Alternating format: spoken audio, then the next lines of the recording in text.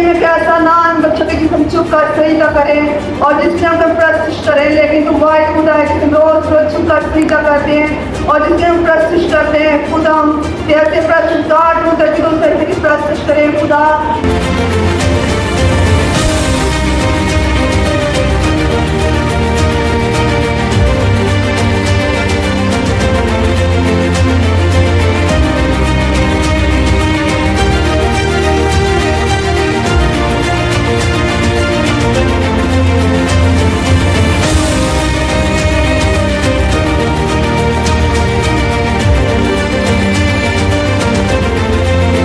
वक्त में हमारी निगहबानी हिफाजत किया खुदावंदा, सुबह का प्यारा दिन सुहाना दिखाया खुदावंदा, ताकि हम तेरे नाम की इज्जत जलाल देने वाले बन सकें, तेरी शुक्रगुजारी करने वाले बन सकें। खुदावंदा ऐ खुदावंदा तेरा शुक्र होते तमजीद है खुदावंदा, तूने बोला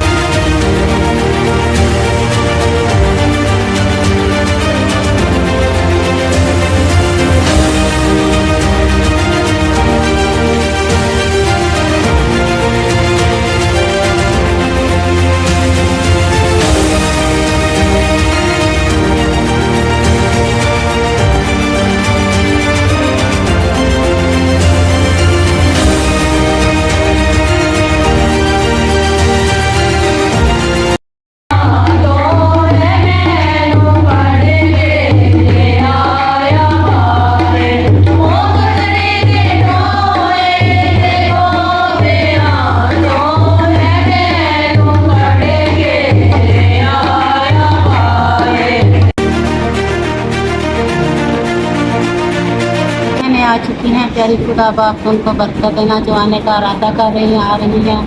मेहरबान आसमानी खुदा बाप उनको दिला ताकि खुदावन वो भी तेरे घर में आकर खुदा तुझसे बरकत हासिल करें। पाक खुदा दिल और दिल की गहराइयों से शुक्रिया अदा करती हूँ कि तूने रात भर हमारी हिफाजत निगहबानी की। खुदावंद ये सुख का खूबसूरत दिन, ये सुख की खूबसूरत रोशनी तूने हमें अता की ताकि हम खुदावंद कि तूने बेदार किया ताकि खुदावंद तेरी हजूरी में आकर तू तेरी हमदो सना करे। तूने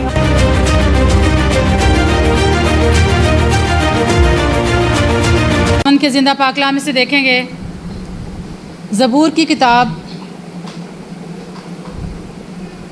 उसका 92 बाब, ज़बूर नंबर 92 और उसकी पहली 3 आयत। क्या ही भला है खुदावंद का शुक्र करना और तेरे नाम की मदा सराई करना। आए हक ताला, सुबह को तेरी शफ़क़त का इजहार करना और रात को तेरी वफ़ादारी का। 10 तार वाले साज और बरबत पर और सतार पर गूंजती आवाज़ के साथ, क्योंकि आए खुदावंद तूने मुझे अपने काम से खुश किया। मैं तेरी सनतकारी के सबब से शादियाना बजाऊँगा। पाकलाम का पढ़ा और सुना जाना हम सबों के लिए बायस बरकत हो।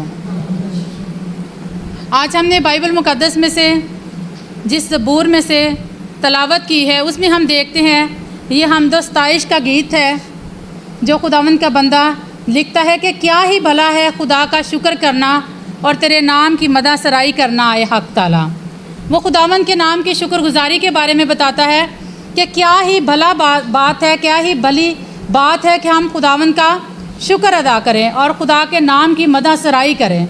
हम बाज़-औक़ात अपने माशरे पर गौर करते हैं, हम कहते हैं कि हम शुक्रगुजारी करने लगे हैं, तो हम ये सोचते हैं कि जब तक हम चावल नहीं बनाते, जब तक हम कोई चीज़ का अरेंज नहीं करते, हमारी शुक्रगुजारी जो है वो पूरी नहीं होती। लेकिन हमने पाकलाम में से जाना है कि तेरे नाम की मदा सराई करना। आए हक ताला, ये खुदा की शुक्रगुजारी है कि हमने खुदा के नाम को मुबारक कहना है, उसकी दी हुई नेमतों के लिए खुदावंद की शुक्रगुजारी करना है।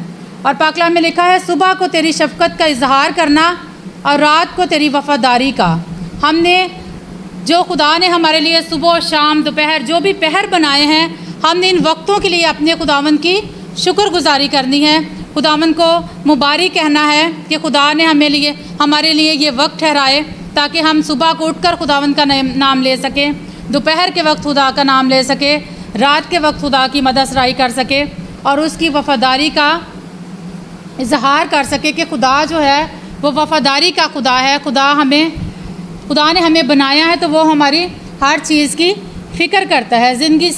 ज़िंदगी जैसी बड़ी नेमत के लिए हम अपने खुदावंद की शुक्रगुजारी कर सकते हैं कि खुदा ने हमें आज तक जिंदों की ज़मीन पर रखा, से तो तंदरुस्ती से नवाजा ताकि हम अपने खुदा की शुक्रगुजारी कर सकें। पाक कलाम में लिखा है,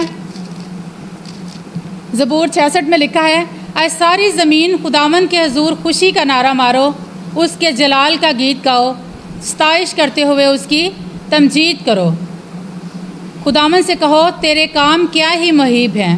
हमने खुदावन के कामों को देखकर खुदावन की शुक्रगुजारी करनी है। अपने घर में अपने बच्चों को देखकर खुदावन की शुक्रगुजारी करनी है। ख़ानदानों के लिए, बच्चों के लिए, अपने हालात के लिए खुदावन की शुक्रगुजारी करनी है। जो नामुमकिन को भी मुमकिन बनाना जानता है, हमने उसकी शुक्रगुजारी करनी है ताकि खुदा हमें बरकत दे। खुदा यही चाहता है कि हम हर वक्त खुदावंद की शुक्रगुजारी करें, क्योंकि खुदा नाशुक्री को पसंद नहीं करता, बल्कि वो ये चाहता है कि हर वक्त खुदावंद के हजूर शुक्र की जाए। अपने लबों के हजूर जो है वो खुदावंद की शुक्रगुजारी की जाए।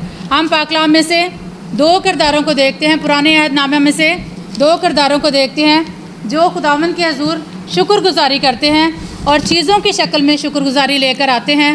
तो पाक कलाम में से हम देखेंगे, पैदाइश की किताब उसकी 4 बाब में लिखा है कि काहिन का भाई हाबल पैदा हुआ और हाबल जो था वो भेड़ बकरियां चराता और काहिन जो था वो किसान था। चंद रोज़ के बाद यूँ हुआ, काहिन अपने खेत के फल का हदिया खुदावंद के वास्ते लाया और हाबल भी अपनी भेड़ बकरियों के कुछ पलौठे बच्चों का और कुछ उनकी चर्बी का हदिया लाया।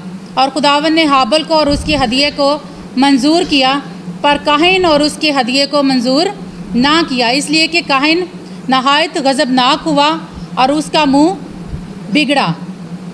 और खुदावंद ने काहिन से कहा, तू गज़बनाक हुआ और तेरा मुंह क्यों बिगड़ा हुआ है?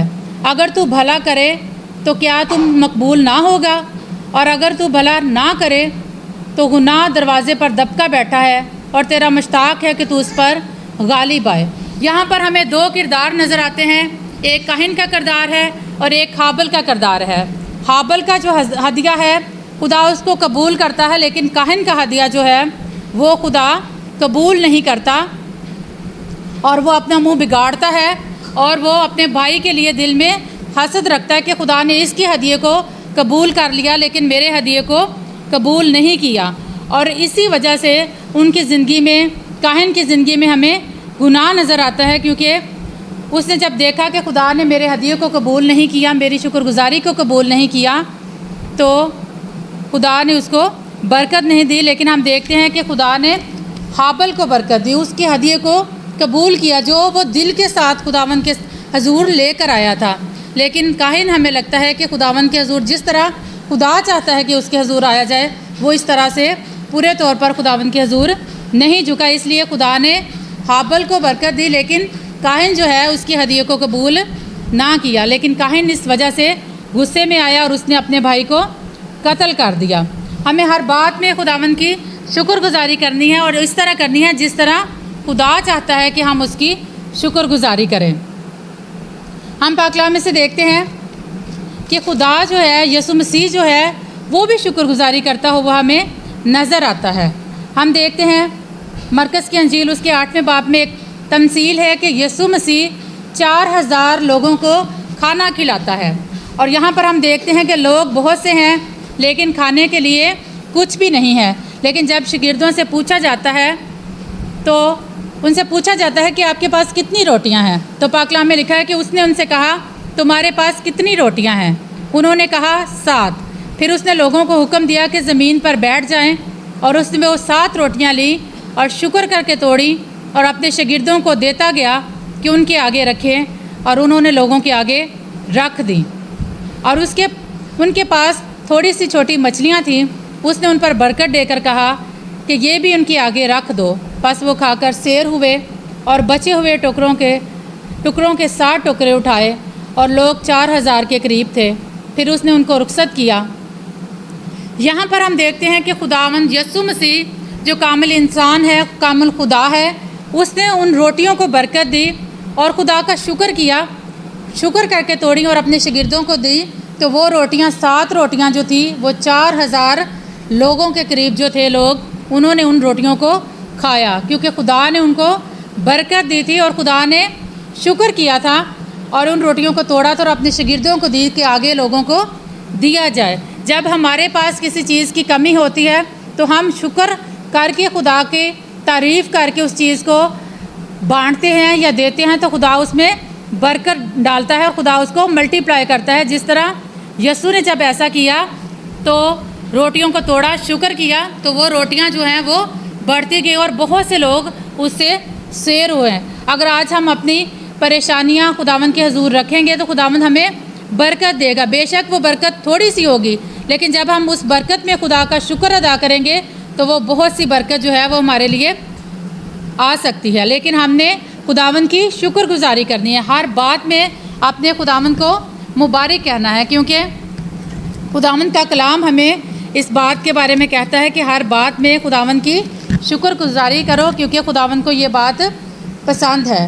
पाक कलाम में लिखा है हर वक्त खुश रहो, बिला नागा दुआ करो, हर एक बात में शुक्रगुजारी करो, क्योंकि यीशु मसीह में तुम्हारी बाबत खुदा की यही मर्ज़ी है। खुदा की ये मर्ज़ी है कि हम खुदावंद की शुक्रगुजारी करें, खुदावंद के नाम को मुबारक कहें और खुदावंद के नाम को जलाल दें कि खुदावंद ने हमें ज़िंदा की ज़मीन पर रखा, हमें सेहत व तंदुरुस्ती से नवाजा, और सबसे बढ़कर हमने खुदावंद की शुक्रगुजारी करनी है उसके अजीम कफ़ारे के लिए, उसके अजीम कुर्बानी के लिए, कि हमारे बचने की कोई उम्मीद नहीं थी, लेकिन खुदावंद ने अपने यीशु मसीह, प्यारे बेटे यीशु मसीह को इस दुनिया में भेजा ताकि वो इस नजात के काम को पूरा करे, ताकि हम लोग जो दुखी थे, मुश्किलात के अंदर थे, परेशानियों के अंदर थे, गुनहगार थे, खुदा हमें इससे आज़ाद करे। हमने उस कफ़ारे के लिए जो खुदावंद ने हमारी खातर बर्दाश्त किया, हमने उस कफ़ारे के लिए अपने खुदावंद की शुक्रगुजारी करनी है कि हमारी कोई वैल्यू नहीं थी, लेकिन जब हम खुदावंद यीशु मसीह पर ईमान ले आते हैं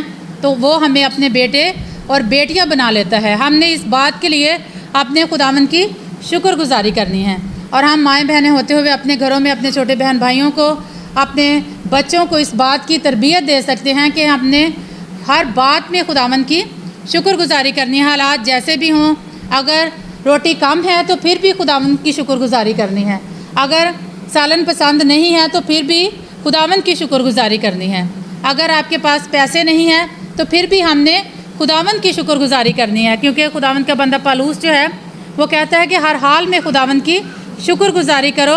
वो हर वक्त उस पर बहुत सी मुश्किलात आई, परेशानियाँ आई, लेकिन वो हमें इस बात में नज़र आता है कि वो हर बात में खुदावंद की शुक्रगुजारी कहता है, और वो यही कहता है कि जीना मेरे लिए मसीह और मरना नफ़ा है। वो इस बात को भी कहता है कि अगर मुझ पर मुश्किलात भी आई हैं तो मैं शुक्र अदा करता हूँ कि मैं इस काबिल हूँ कि मैं खुदा के लिए इन बातों को बर्दाश्त कर रहा हूँ।